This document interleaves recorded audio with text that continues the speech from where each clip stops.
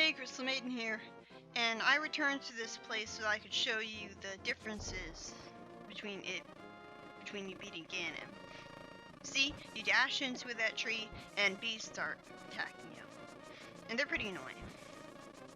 The Pegasus boots in this game are at the best they ever are in the franchise. I mean, the ones in Four Swords Adventure come close, but they don't go nearly fast enough. Why are they the best? Because you can cancel out of a dash literally anytime you want by just pressing left or right if you're going down or up. Like, you can cancel out of a dash whenever you want. In A Link Between Worlds, the Pegasus boots are at their absolute worst because, for the sake of being realistic, they keep your momentum. You don't stop instantly. And there's this one cave where you're forced to rely on the Pegasus boots to complete a puzzle in time. Oh, I hate that enemy so much. He's so dickish. But anyways, that cave is impossible for me to beat because you try to stop with the Pegasus boots, but you slide really far before you stop. And while you're sliding, you'll fall off into the lower route. And you'll have to redo everything you did all over again.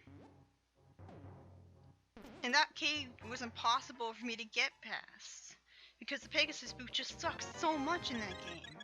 I know it's not realistic that you can stop whenever you want, but it's a video game.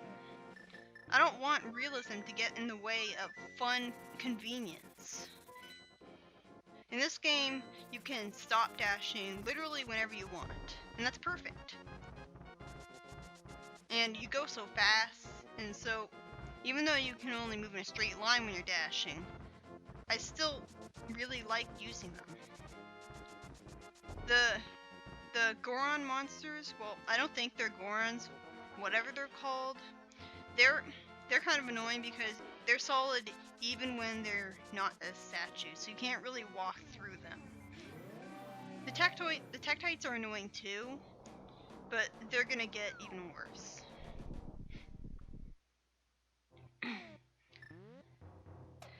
And here's the cheap way of getting the next item. The developers don't intend for you to use the magic cape to get this next item.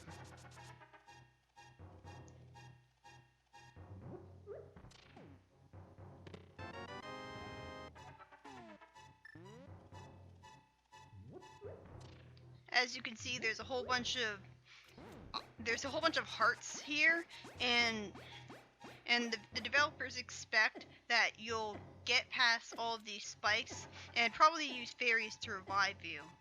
And that's why they have so many hearts there, to keep you from getting a game over on the way out of this place. In the Game Boy Advance version, when you get the Cane of Byrna, then all of your magic meter is refilled, which is good. Really good. Especially in that specific cave that it's in. And you could just save and quit after getting the cane and avoid losing health and magic, but again, if you save and quit in this game, it counts as a death, which is horrible. So, in order for you to believe that I haven't died in this game, I couldn't do that.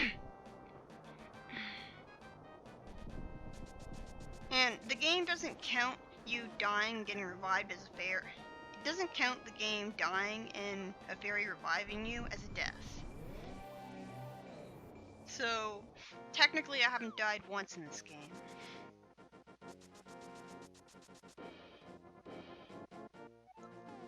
And this is the Ether Medallion.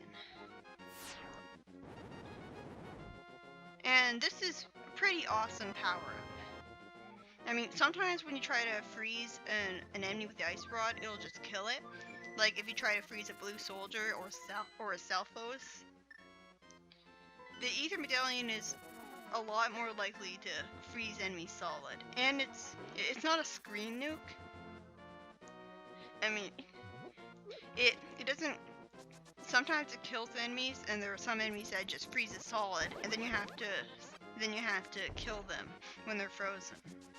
So it's not as good of a screen nuke, but it's much better to use as one, because after you use it, you can smash enemies that are frozen, and when you smash apart enemies that are frozen using the hammer, then you're a lot more likely to get a magic container.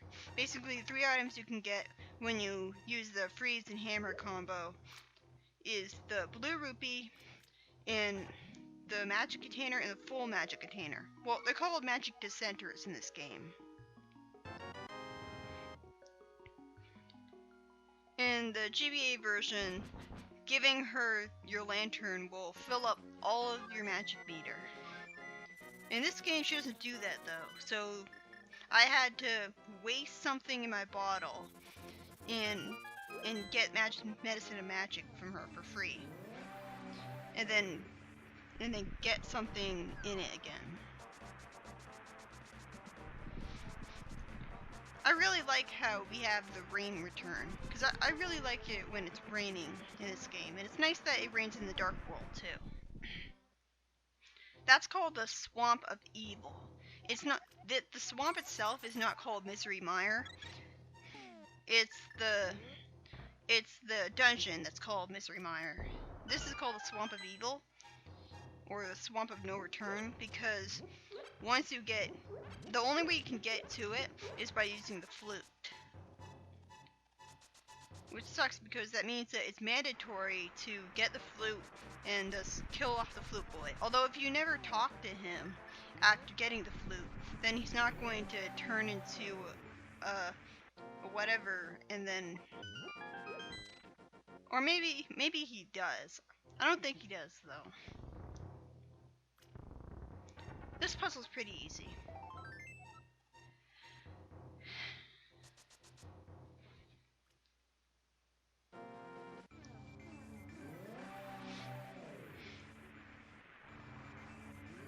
I hate it when this happens.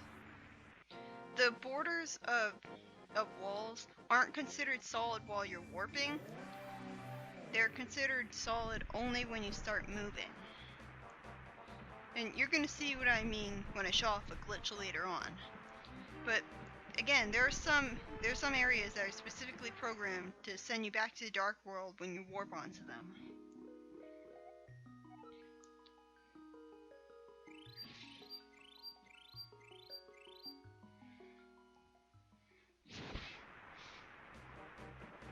I really like how getting your hearts filled up doesn't make nearly as annoying of a sound as in Zelda 1. Like, I'm sure y'all remembered how much I hated the sound of the potion drinking in Zelda 1. Yeah, don't try to go between these guys.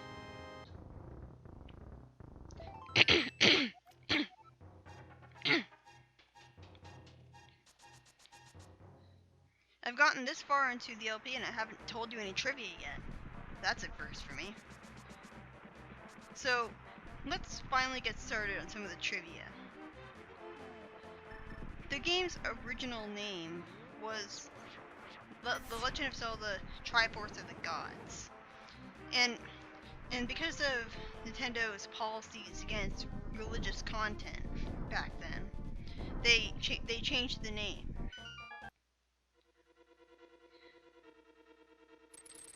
And yet the American manual still refers to gods.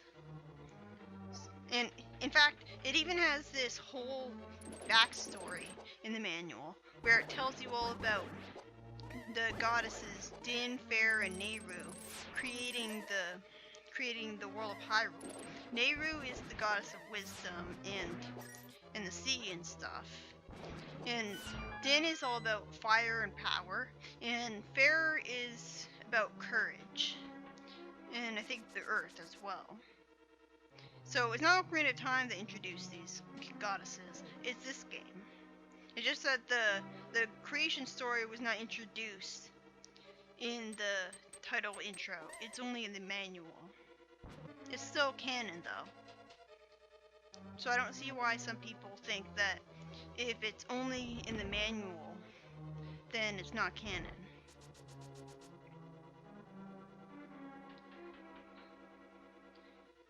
This dungeon has a lot of backtracking in it as well. So I had to do a lot of editing for this. And yay, the BMOs come back, because I like those guys so much. A lot of people say that it's cheap to use the invincibility items. And usually I don't mind using cheap strategies, because I think it's the smartest way to do it. But even I feel like it's too cheap for me. And besides, it's a waste of magic. You're better off using your magic for the ether medallion and magic items that are required for progressing. This is Zelda 2 is the first to have that magic meter, but this is the first top-down Zelda game to have a magic meter and to have items in the inventory that run off it. And there are a lot of items that run off the magic meter. Although I prefer the way Zelda 2 did the magic meter, where every section of the magic meter is clearly separated into different squares. So it's a lot easier to determine how much magic everything uses up. It's a lot easier to talk about it, too. The magic meter here is just one continuous green bar, and I don't really like that. I mean, I prefer that it's green. I associate the color of the magic meter in Zelda games with green, but still. And A Link Between Worlds did this really annoying thing where it had a regenerating magic meter that almost all of the items in the game ran off of. Basically, if you rented it from Ravio, and even after you bought it, it ran off the regenerating meter. And it's good that the meter regenerates and all. The game would be unplayable otherwise. But it doesn't change the fact that it's incredibly annoying when the meter runs out, and then you have to wait around for a while before it can go back to normal. And Link Between Worlds had this really cool concept where you fuse with the wall, and it opened up a lot of cool dungeon designs that I really enjoyed. I loved that part of the game. But I hate how the fusing with the wall is on a time limit based on it runs off the magic meter too. Which means that you can pop out of the wall if it runs out, which is incredibly annoying. The screen should be shaking right now, but due to the recording device I use for this game, it doesn't capture that. Hey look, it's Sahasrarla this time. I forgot that he actually talked to you at all in the Dark World. I know he talks to you in the Pyramid of Power, but it's usually Zelda who talks to you in telepathic tiles in Dark World.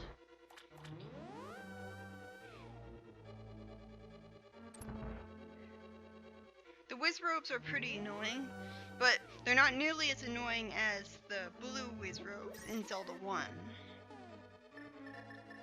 They die in one hit, and the fire shield, the red shield, well, I think it's called the red shield. You're never given an actual name for it. It only blocks the Zora's fireballs. That's the only special thing they have blocks that makes it better than the regular shield. You can use the hookshot to get over here, or you can use the Pegasus boots. It's really tricky to do though. I remember I was doing a level 1 sword run for the Game Boy Advance version, and I think I remember that I got the Ether Medallion using a code in the GBA version, because you can't do the glitch where you get the Ether Medallion with the level 1 sword in the GBA version, because you have to use the save and quit version of the walk through walls code, which was eliminated from the GBA version horribly with incredible hateful prejudice. And as a result, you can only rely on the magic mirror variety of the walk through walls glitch. And you don't get the magic mirror until you get to the old man in the mountain, and you can only get to the old man in the mountain once you've gotten the power gloves. Actually, I think you can get the Ether Medallion using the glitch in GBA version, but anyways, my point is that I think when I got the Cane of Samaria in my level 1 sword run of GBA version, which wasn't the only run that I did, by the way, when I got the Cane of Samaria, and I saved, all of my files were corrupted. Like, every single one. The game gave me a black screen with a text box saying that the game could not be saved. And when I turned the game on, all of my files were corrupted.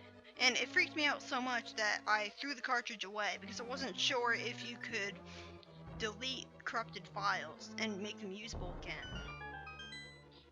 And I have 2 cartridges of the GBA version of Link to the Past because I planned to at some point play the 4 swords, because the GBA version has 4 swords on it, which is unfortunately a multiplayer only Zelda game for some stupid reason. And if you got the 3DS early enough, then my 3DS has a single player version of Zelda 4 Swords on it. I hate it when this happens, and they have to go all the way back. I love how you can do that. I love how you can grab onto anything that you want and then just start making it look like Link's throwing a temper tantrum and banging his head against the wall. You can't do that in Minish Cap. You can't do that in any of the other top-down Zelda games. Only this one. But anyways, I think the GBA version really doesn't like it when you use codes to get items that you shouldn't have because you have the level 1 sword and nothing else. I hate this boss. It's so cheap. If you stand in the green liquid, you'll get hurt. And you have no choice but to stand in the green liquid if you want to get up really close to the boss and constantly spam the sword attack. Bosses are definitely a lot harder in this game than Zelda 1, and you're constantly being dealt damage by the green liquid, and the enemies the eyes constantly attack you, and even though you're always attacking, I think you pretty much have to be spamming the B button every frame of the game in order for the game to recognize that you're attacking, because even though you're constantly spamming the sword attack, the eyes can still hurt you when they come up to you instead of realizing that you're trying to attack them. So it's a lot harder than it looks. And that was the most boring part of the whole boss fight, because you're literally just standing there and attacking him as he runs at you.